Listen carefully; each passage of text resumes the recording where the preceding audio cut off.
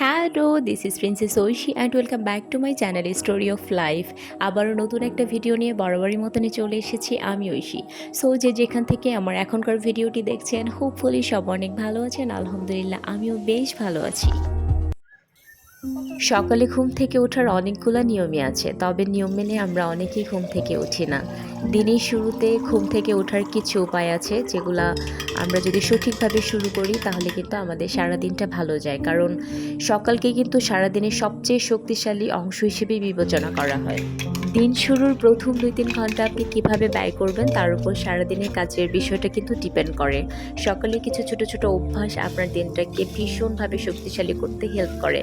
তার মধ্যে সকালে ঘুম থেকে উঠে বিছানা গোছানো, ঘরটাকে একটু পরিষ্কার রাখা, সকালে খালি পেটে 1 গ্লাস পানি খাওয়া, সেটা হতে পারে নর্মাল পানি বা লেবু পানি বা গরম পানি, যে কোনো ধরনের পানি। তারপরে ঘুম থেকে উঠে শরীর চর্চা করা, সেটা যে কোনো ধরনের ব্যায়াম হতে পারে, সেটা করলে আপনার শরীরটাকে খুব ভালো রাখবে। সারাদিনের তালিকাগুলো রাতেই প্রস্তুত করে রাখবেন, তাহলে দেখবেন যে সকালে কাজ করতে আপনার সুবিধা হবে। আর সকালে সবথেকে ইম্পর্টেন্ট হচ্ছে আপনি নিজেকে সময় দিন আর মন শান্ত রাখুন।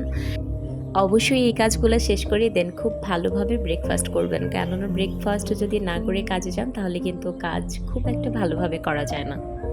সকালে সব কাজ শেষ করে দেন আমি নাস্তা করতে চলে এসেছি। এখানে আপনারা বিটরুট আর ওটসের কাবাব দেখতে পাচ্ছেন, সালাদ, ডিম আর ড্রাই ফ্রুটস আর কিছু ফ্রুটস নিয়েছি আমি। আর আমার চিয়া সিডস তো অবশ্যই থাকবে।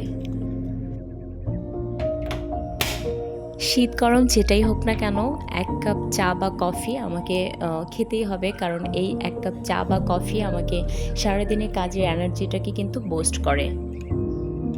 ব্ল্যাক কফির সাথে আমি 2 টুকরা ডার্ক চকলেট নিয়েছি, যেটা আমার খুবই পছন্দের একটা চকলেট। এটা আমার প্রতিদিনই আমার নাস্তাতে থাকবেই। আমাদের সমাজে মুশকিলটা হচ্ছে হিংসা জিনিসটাকে সব ক্ষেত্রে একটা নেতিবাচক অনুভূতি হিসেবে ভাবতে শেখানো, কিন্তু আসলে এই অনুভূতিটার গুরুত্ব অনেক। কখনো খেয়াল করেছেন কিনা জানি না, আমাদের কিন্তু সমস্ত সফল ব্যক্তিদের দেখে মনে হিংসা জাগে না। হিংসা তখনই জাগে যখন নিজের সমসাময়িক কেউ এমন একটা ক্ষেত্রে সাফল্যের শিখরে পৌঁছে যায় যে ক্ষেত্রে আপনি নিজেকে সফল হিসেবে দেখতে চেয়েছিলেন। অর্থাৎ হিংসা আমাদের মনের গভীরে লুকিয়ে থাকা সুপ্ত ইচ্ছার প্রতি নির্দেশ করে। যে ক্ষেত্রে আপনার সফল হওয়ার কোনো আকাঙ্ক্ষাই নেই, সেক্ষেত্রে সফল কোনো ব্যক্তির প্রতি আপনার হিংসাও নেই। একবার ভেবে দেখুন তো, এই দুনিয়ার কটা মানুষ জানেন তারা আদতে কী করলে সুখী হতেন? অধিকাংশের ক্ষেত্রে এই প্রশ্নের উত্তরটা দেওয়া খুবই কঠিন। তারা হয়তো কাউকে দেখে হিংসা বোধ করেন না, এবং এর জন্যই মনে মনে হয়তো একটু গর্বিত বোধ করেন, নিজেকে বড় মনের মানুষ ভেবে। কিন্তু এটা আসলে কারোর প্রতি হিংসা জাগলে হয়তো তাদের বেশি লাভ হতো। আপনি ভাগ্যবান যে আপনার হিংসা জেগেছে কাউকে দেখে, এর অর্থ আপনি সেই মানুষটার জায়গায় নিজেকে দেখতে চান।